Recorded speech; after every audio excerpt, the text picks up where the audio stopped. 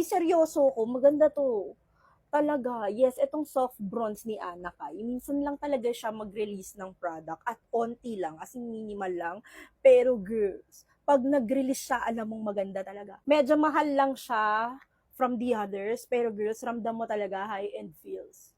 Like sinasabi ko sa inyo, yes, bihira lang ako magkagusto sa bronzer kasi minsan ma-orange, tapos alam mo yun, super dark, tapos parang, it's muddy, parang, ay, alatang halata nag-bronzer siya. Eto, hindi mo mahahalata na nag-bronzer ka.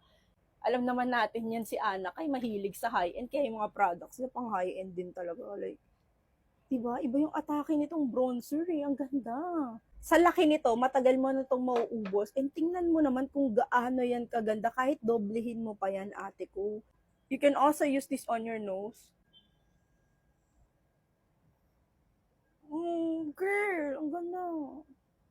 Kung meron kayong pag-iipunan na bronzer this year, eto na talaga yon, ate ko. Ilalagay ko dyan sa yellow basket. Maganda talaga. Yun lang mga girls. Bye!